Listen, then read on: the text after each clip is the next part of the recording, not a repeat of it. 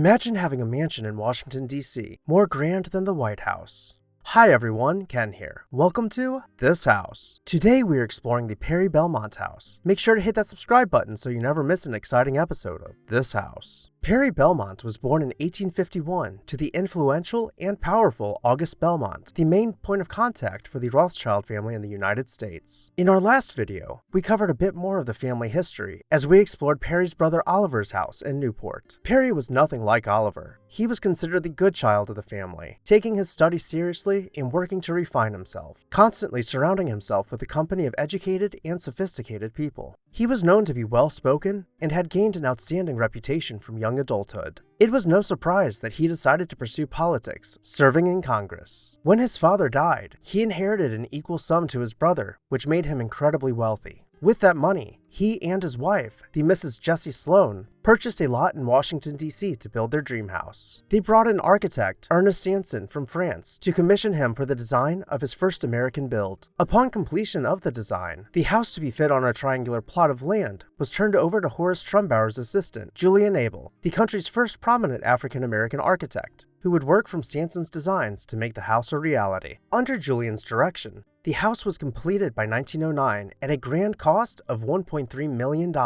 or the modern-day equivalent of over $42 million. The 54-room Beaux-Arts-style mansion was finished out in limestone, rising 3 floors, the third floor being concealed by a mansard roof behind an elaborate balustrade. As the house came to a sharp point, it terminated into a terrace above a porte-cochere, through which we can imagine the Belmonts stepping out of their carriages to go inside. You would enter through an oval vestibule, with marble floors leading you towards an opening with a couple steps taking you up to the stair hall. The sweeping marble stairs split at their landing, reversing course to the second-floor stair hall. This second floor was considered the main floor of the house. Wrought iron balconies were set between limestone columns supporting double-height stone arches, set below a rounded ceiling, finished out with ornate floral plaster details. Spanning the width of the house, the art gallery's longest 2 walls bowed about a glass dome, with wood wainscoting sweeping the parquet floors and pilasters framing damask wallpaper. The wood frieze tied the room together below the crown molding.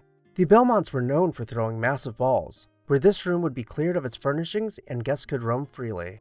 The Grand Salon, also referred to as the Gold Room, boasted painted wood paneling with hand-stenciled murals set in every other section. The polished herringbone floors reflected daylight towards the oversized crystal chandelier suspended from the center of the ceiling. The Venetian dining room dramatically contrasted white marble floors from the deep red walls. Stone window surrounds complemented the stone fireplace from which human figures appeared to break free from their stone bases to support the elaborate mantel. The ceiling above was coffered, forming frames in each section in which murals were hand-painted.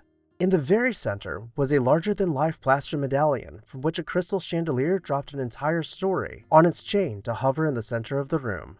When the family was not entertaining, they ate in the family dining room. With more modest proportions, it was in every way as ornate as the other rooms, boasting ceiling murals and elaborate pilasters set against painted millwork. The music room was finished out in the Neo-Rococo style, with gold leaf trim set over plaster details. It had been modeled after the Salon de la Princesse in Paris, France, though it was not an exact replica, as both the scale and the details of ornamentation had been changed. The library contained half-height bookcases set below pale wallpaper with portraits of family members hung below the frieze. In the center of the room was a large conference table, and behind it an antique desk cozied up to the fireplace. Despite having 54 rooms, only 3 of them were bedrooms, 1 for each family member. Jessie's bedroom was on the first floor and was surprisingly less ornamented than the rest of the house, though it did contain oversized baseboards and an elaborate frieze. The walls were painted a soft cream, and the furniture was overstuffed for comfort. Altogether, the house required a staff of 34 servants, for which 14 bedrooms were provided on the 3rd floor, which had a balcony overlooking the butler's pantry on the 2nd floor of the house. During the Belmonts' time in this house, they feuded with then-President Theodore Roosevelt and his wife, the First Lady, Edith Carroll Roosevelt. Edith invited nearly every wealthy and influential D.C. resident to the White House for one event or another, but she never once extended an invitation to the Belmonts. Mrs. Belmont took notice of this and invited everyone other than the Roosevelts to a grand ball at their home. Edith was furious when she did not receive an invitation which she most likely would have denied anyways. She wrote letters to all of her political allies, demanding that if they were to stay in her good grace, they would not host the Belmonts in their homes nor establishments. This led to the Belmonts attempting to regain entry into high society, and their house gaining the nickname, the Opening Wedge, inspired by the shape of their home and the way they attempted to wedge their way back into society. This feud went on until 1919, when the Prince of Wales came to DC to visit with President Woodrow Wilson. The Belmonts, whose home was far more grand than the White House, invited the prince to stay with them instead of the president, and he did just that. From this point on, the Belmonts were much more accepted into society, though by 1925, they had permanently moved to Paris, France.